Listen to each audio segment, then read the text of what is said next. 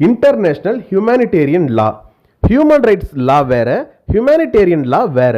Human rights லா அப்படின்னா என்னன்னு கேட்டிங்கன்னா, ஒரு நாடு தன்னுடைய குடிமகனை எப்படி ட்ரீட் பண்ணணும், ஒரு கண்ட்ரி அதோட சிட்டிசன்ஸை எப்படி ட்ரீட் பண்ணணும், பேசிக்கான ரைட்ஸ் கொடுக்கறது, ஃபண்டமெண்டல் ரைட்ஸ் கொடுக்கறது, அவங்கள ப்ராப்பராக ட்ரீட் பண்ணுறது, இதெல்லாம் ஹியூமன் ரைட்ஸ். ஹியூமனிடேரியன் லா அப்படின்னா என்னன்னு கேட்டிங்கன்னா, போர் நடக்கும் பொழுது அந்த மக்களை மீட்டு எடுப்பது தான் humanitarian law. Human rights law day to day லைஃப்பில் டெய்லி அப்ளை ஆகும். ஆனால் ஹியூமனிடேரியன் லா போர் நடக்கும் பொழுது ஒரு அமைதியை ஏற்படுத்துவதற்காகவும் அங்கு போரில் பாதிக்கப்பட்ட மக்களை பாதுகாப்பதற்காகவும் உருவாக்கப்பட்டது தான் இந்த இன்டர்நேஷனல் ஹியூமனிடேரியன் லா. இதில் 2 முக்கியமான நபர்கள் யாருன்னு கேட்டிங்கன்னா, ஹென்றி டுனாண்ட், அதற்கப்புறம் பிரான்சிஸ் லிபர். ஸ்பெல் பண்ணுறேன், LIEBER. ஹென்றி டுனாண்ட் அப்புறம் பிரான்சிஸ் லிபர். இவங்க 2 பேரும் தான் இந்த இன்டர்நேஷனல் ஹியூமனிடேரியன் லா வரத்துக்கு முக்கிய காரணம். ஹியூமனிடேரியன் லாவோட எய்ம் என்னன்னு கேட்டிங்கன்னா, சண்டைக்கே போகாத ஆட்களை, அப்போ ஒரு போர் நடக்குதுன்னா சண்டைக்கு 10 பேர் போவாங்க, சண்டையே வேணான்னு 10 பேர் இருப்பாங்க. அப்படி சண்டையே வேண்டான்னு சொல்லி இருக்கிற ஆட்களை ப்ரொடெக்ட் பண்ணுறதும், சண்டைக்கு போயிட்டு அடிபட்டு குண்டடிப்பட்டு போர்க்கைதிகளாக மாறி sick, wounded, prisoners and civilians இவங்களையெல்லாம் பாதுகாக்கிறதும் இந்த இன்டர்நேஷனல் ஹியூமனிடேரியன் லாவோட வேலை. இதுக்கு இன்னொரு பேர் என்னன்னு கேட்டிங்கன்னா, லா ஆஃப் வார், இல்லை லா ஆஃப் ஆர்ம்டு கான்ஃப்ளிக்ட் இப்படின்னு சொல்லலாம். இந்த ஆரிஜின் ஆஃப் ஐஹெச்எல் இப்போ பார்க்குறோம். ஆரிஜின் ஆஃப் ஐஹெச்எல் என்னன்னு கேட்டிங்கன்னா, ஜெனிவா கன்வென்ஷன்ஸ், 4 ஜெனிவா கன்வென்ஷன்ஸ். அதுக்கப்புறம் இந்த ஜெனிவா கன்வென்ஷன்ஸ்லே அடிஷ்னல் புரோட்டோகால் அப்படின்னு ஒன்று வந்திருக்கு. First additional protocol, second additional protocol. இதோட ஆரிஜின் எங்கேருந்து வந்திருக்கு? First Geneva 4 Geneva conventions of 1949. அதுக்கப்புறம் additional protocols of 1977, 2 additional protocol வந்திருக்கு. அதன் பிறகு ஏன்ஷியன்ட் சிவிலைசேஷன், அதாவது பண்டைய காலத்திலேயே ஒரு நாட்டுக்கு இன்னொரு நாட்டுக்கு சண்டை நடக்குதுன்னா, எதிரி நாடு தோத்துருச்சு அப்படின்னா அங்கே இருக்கக்கூடிய மக்களை மிக கண்ணியமாக நடத்தணும்னு சொல்கிறாங்க. அப்போயிலிருந்தே இது இருந்திருக்கு. இதுதான் ஆரிஜின் ஆஃப் ஐஹெச்எல். இது மட்டும் இல்லாமல் ஒரு சில முக்கியமான ட்ரீட்டியும் கன்வென்ஷனும் இவங்க கையெழுத்து போட்டிருக்காங்க. ஒப்பந்தங்களும் உடன்படிக்கைகளும் கையெழுத்தாயிருக்கு. அது என்னென்னு கேட்டிங்கன்னா, 1954 convention for the protection of cultural property in the event of armed conflict 1. ரெண்டாவது பயாலஜிக்கல் வெப்பன் கன்வென்ஷன் 1972. அதாவது பயாலஜிக்கல் வெப்பன் எதையும் பயன்படுத்தக்கூடாதுன்னு சொல்கிறாங்க. எப்படி? ஒரு ஊசி போட்டு அந்த நாட்டு மக்களை ஊனமாக்குறது, இது போன்ற வேலையெல்லாம் செய்யக்கூடாதுன்னு சொல்கிறாங்க. 1980 conventional weapon convention and its 5 protocols. 1993 chemical weapon conventions. Chemical வெப்பன்னா ஒரு குண்டு எடுத்து போடுறாங்க, அதில் வரக்கூடிய கெமிக்கல் அந்த நாட்டு மக்களை அதை சுவாசிச்சாங்கன்னா அவங்களை ஊனப்படுத்துறது, அவங்களுக்கு செயல்பட முடியாமல் போகிறது மாதிரியான வேலையெல்லாம் செய்யக்கூடாதுன்னு சொல்கிறாங்க. அதன் பிறகு 1997 ஒட்டாவா கன்வென்ஷன், ஸ்பெல் பண்ணுறேன், OTTAWA, Ottawa convention on anti personnel mines. எப்போல்லாம் இந்த ஐஹெச்எல் அப்ளை ஆகும்? அடுத்து when does IHL அப்ளை? இந்த ஐஹெச்எல் எப்போ அப்ளை ஆகும்னு கேட்டிங்கன்னா, இன்டர்நேஷனல் ஹியூமனிடேரியன் லா ஒரு நாட்டுக்கும் இன்னொரு நாட்டுக்கும் சண்டை நடக்கும் பொழுது மட்டும்தான் இந்த ஐஹெச்எல் அப்ளை ஆகும். சரியாப்பா? அதுக்கு எடுத்துக்காட்டு liberation war of Bangladesh. Bangladesh சுதந்திர போர்னு தமிழில் சொல்கிறாங்க. அதன் பிறகு Tamil LTTE movement in Sri Lanka, அதாவது ஈழத்தமிழ் போர் நடந்தது ஸ்ரீலங்காவில், இங்கே ஐஹெச்எல் அப்ளை பண்ணியிருக்காங்க.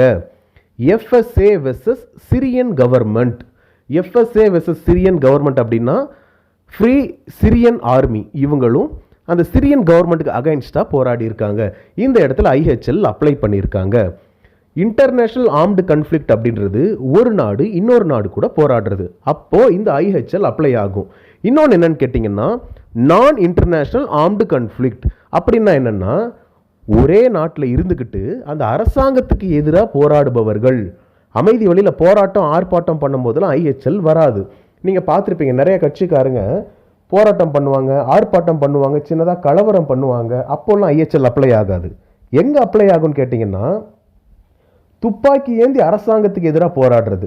எடுத்துக்காட்டு நக்சல்ஸ், மாவோயிஸ்ட், இவங்கள மாதிரியான ஆட்கள் இருக்கும்போது இங்கே ஐஹெச்எல் அப்ளை ஆகும், சேம் கண்ட்ரியில் நடந்தாலும் அப்ளை ஆகும்னு சொல்லி சொல்கிறாங்க. சரியாப்பா? இப்போ அடுத்து ஐஹெச்எல் எதை கவர் பண்ணுறாங்க? முக்கியமாக 2 ஏரியாவை கவர் பண்ணுறாங்க. ஒன்று, யாரெல்லாம் சண்டைக்கே போகலையோ அவங்கள பாதுகாக்கிற வேலை ஒன்று, இதை செய்கிறாங்க.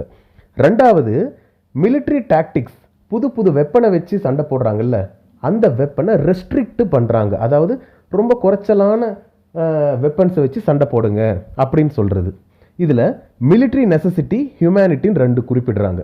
ஹியூமனிட்டி அப்படின்னா அதுதான் என்ன, ஆர்ம்டு கன்ஃப்ளிக்ட். அப்போ ஆர்ம்டு கன்ஃப்ளிக்ட்ன்ற வார்த்தைக்கு அர்த்தம் என்னன்னு கேட்டிங்கன்னா, யாரெல்லாம் துப்பாக்கி வெடிகுண்டெல்லாம் வச்சுருக்காங்களோ அதெல்லாம் ஆர்ம்ஸ், இதெல்லாம் தான் ஆர்ம்டு கன்ஃப்ளிக்ட்னு சொல்கிறாங்க. அந்த போரில் நடக்கக்கூடிய மக்களை பாதுகாக்கணும், இது ஹியூமனிட்டி. மிலிட்ரி நெசசிட்டி அப்படின்னா ஒரு வேளை நெசசிட்டியாக இருந்தால் மட்டும்தான் சண்டை போடணும். ஒருத்தன் நம்மளை குத்த வர்றான் அப்படின்னா அவங்ககிட்ட உட்காந்து நம்ம அன்பு பாராட்ட முடியாது. அதுக்காக குத்த வர்றான் அப்படின்ற ஒரே காரணத்துக்காக அவனோட ஊரையே பாம்பு போட்டு க்ளோஸ் பண்ணக்கூடாதுன்னு சொல்கிறாங்க. எவ்வளோ நெசசிட்டியோ அவ்வளோ மட்டும் பயன்படுத்துங்கன்னு சொல்கிறாங்க. சரியா? இவங்க யார் யாரை ப்ரொடெக்ட் பண்ணுறாங்கன்னு கேட்டிங்கன்னா, 1 சிவிலியன்ஸ்னால் பொதுமக்கள்னு அர்த்தம். 2 மெடிக்கல். 3வது religious personality. Civilians, medical people, religious பர்சனாலிட்டியை இவங்க ப்ரொடெக்ட் பண்ணுறாங்க. 2வதா என்னென்னா, இவங்கெல்லாம் முன்னாடி சொன்னவங்கெல்லாம் சண்டைக்கே போகாதவங்க, இப்போ சொல்கிறவங்க சண்டைக்கு போய் போதுன்னு சொல்லி நின்னவங்க. இவங்க ஊண்டட்னா குண்டடிப்பட்டவங்க. 2வது ஷிப் விரெக்டு, ஸ்பெல் பண்ணுறேன், SHIPWRECKED, ஷிப் விரெக்டு, கப்பல் உடைந்தவர்கள். சிக் காம்பட்டன்ட்ஸ், ஸ்பெல் பண்ணுறேன், COMBATANTS, சிக் காம்பட்டன்ஸ்னால் சண்டை போடுறவங்க. இவங்களுக்கு வந்து சுகரோ இல்லை பிபியோ ஏதோ அது வந்து சண்டை போட முடியாமல் போயிருக்கும். அடுத்து பிரிசனர்ஸ் ஆஃப் வார் அப்படின்னா போர் கைதிகள் அப்படின்னு அர்த்தம். இவங்களெல்லாம் ஐஹெச்எல் ப்ரொடெக்ட் பண்ணுது.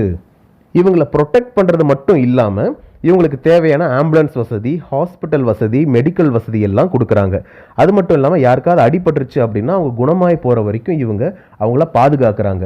அவங்களுக்குன்னு சர்டைன் லீகல் ரைட்ஸ் கொடுத்து இவங்கள பார்த்துக்கிறாங்க. இன்னொன்று, இந்த பிரிசனர்ஸ் ஆஃப் வார் அப்படின்னா போர் கைதிகள் அப்படின்னு அர்த்தம். இவங்களுக்கு வந்து ஃபுட்டு, ஷெல்டர், மெடிக்கல் கேர் கொடுத்து இவங்கள பார்த்துக்கிறாங்க. இன்னொன்று, இவங்க சொல்லக்கூடிய மெசேஜை இவங்க ஏதாவது ஒரு இதில் தானே இருப்பாங்க, ஒரு கூடாரத்தில் தங்க வச்சுருப்பாங்க. அங்கே இருந்து இவங்க ஃபேமிலி வேறு கண்ட்ரியில் கூட இருக்கலாம், இவங்க சொல்கிற மெசேஜை அவங்களுக்கு இவங்க பாஸ் பண்ணுறாங்க. இது போன்ற வேலையெல்லாம் ஐஹெச்எல்ல ப்ராப்பராக செய்கிறாங்க. சரியா? இன்னொன்று, இந்த ஐஹெச்எல் இந்த வெப்பன் டாக்டிக்ஸை ரெஸ்ட்ரிக்ட் பண்ணுறாங்கன்னு சொன்னோம் இல்லை, மிலிட்ரி டாக்டிக்ஸை ரெஸ்ட்ரிக்ட் பண்ணுறாங்க. என்னென்னா, இந்த என்விரான்மெண்ட்டுக்கு லாங் டேர்ம் டேமேஜ் தரக்கூடிய வகையில் சண்டை போடக்கூடாது. எடுத்துக்காட்டுக்கு ஒரு பெரிய பாம் எடுத்து போடக்கூடாது. இன்னொன்று, சூப்பர் ஃப்ளோஸ் இன்ஜூரியை பண்ணக்கூடாது. அன்னெசசரி சஃபரிங்கும் ஏற்படுத்தக்கூடாது. ஒருத்தன் சண்டை போடுறதுக்கு ஒரு கத்தி எடுத்துக்கிட்டு வருவான், கத்தி எடுத்துகிட்டு வர்றவனோட கையை 2ஆக வெட்டக்கூடாதுன்னு சொல்கிறாங்க. அவங்ககிட்ட இந்த கத்தியை வாங்கிட்டா முடிஞ்சு போச்சு. அதன் பிறகு அவன் கையை வெட்டுறதோ, அவங்க வீட்டில் இருக்கிறவங்களை அடிக்கிறதோ, அவங்க நாட்டை சேர்ந்தவங்கள வெடிகுண்டு வைக்கிறதோ இந்த வேலை இருக்கக்கூடாது. பேன் பண்ண வெப்பனை பயன்படுத்தக்கூடாது.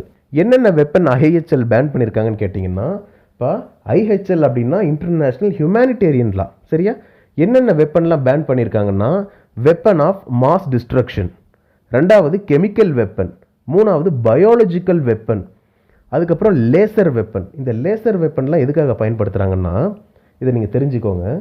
இந்த லேசர் வெப்பன் யார் மேலேயாவது பயன்படுத்தினா அவங்களுக்கு பிறவி முழுக்க கண் குறைபாடாயிடும், கண்ணே தெரியாது வாழ்க்கை முழுக்க, இந்த மாதிரியெல்லாம் ஆகிடும். இந்த மாதிரி வெப்பன் எல்லாம் பயன்படுத்தக்கூடாது அப்படின்னு சொல்லுது இந்த ஐஹெச்எல். ஒரு 5 பேசிக் பிரின்சிபல்ஸ் இருக்குது இந்த ஐஹெச்எல்ல. ஐஹெச்எல் அப்படின்னா இன்டர்நேஷ்னல் ஹியூமனிடேரியன் லா. என்னென்னா, principle of humanity. Principle of humanity அப்படின்னா நாம் கருணையோடு நடந்துக்கணும் அப்படின்னு சொல்கிறாங்க. பிரின்சிபல் ஆஃப் ப்ரப்போர்ஷனாலிட்டி, ஒரு நாட்டுக்கும் இன்னொரு நாட்டுக்கும் சண்டை நடக்குது, ஒரு நாட்டுடைய இராணுவம் இன்னொரு நாட்டு இராணுவத்தை அடிச்சிட்டாங்க அப்படின்னா நீ திரும்பி அவங்க இராணுவத்துக்கு கூட தான் சண்டை போடணுமே தவிர சம்மந்தமே இல்லாமல் அவங்க நாட்டில் இருக்கக்கூடிய குழந்தைகளையோ பொதுமக்களையோ சுடக்கூடாது அப்படின்னு சொல்கிறாங்க. என்ன ப்ரப்போர்ஷனல் அப்படின்னா விகிதாச்சாரம்.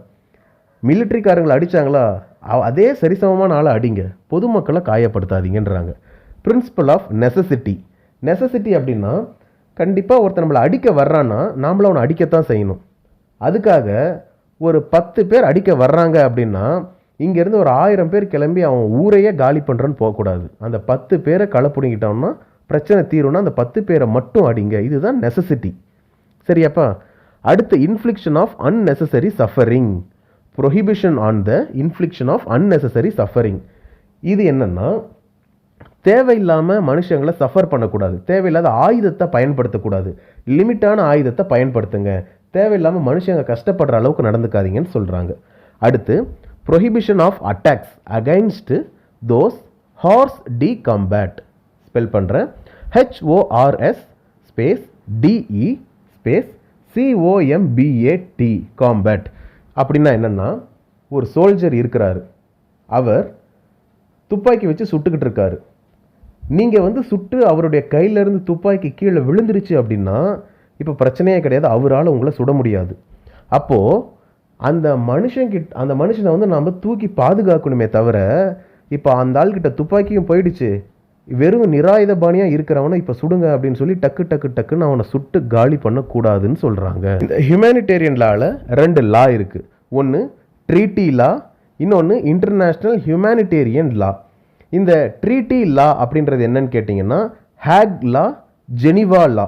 ஹேக் ஸ்பெல் பண்ணுறேன், HAGUE. இந்த ஹேக் லா என்ன சொல்லுதுன்னு கேட்டிங்கன்னா, ஹேக் கன்வென்ஷன்ஸ் நடத்துகிறாங்க 1899 1907 வரைக்கும்.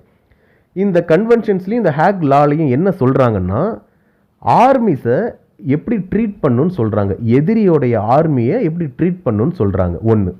ரெண்டாவது ஜெனிவா லா. ஜெனிவா லாவில் என்ன சொல்கிறாங்கன்னு கேட்டிங்கன்னா, சரணடைந்த மக்களை, அதாவது என் பவரில் நான் அவங்கள பார்த்துக்கிறேன், அவங்க சரணடைஞ்சிட்டாங்க என்கிட்ட, அந்த மக்களை எப்படி ட்ரீட் பண்ணணும் அப்படின்னு சொல்கிறது ஜெனிவா லா. இதுதான் origin and development of international humanitarian law.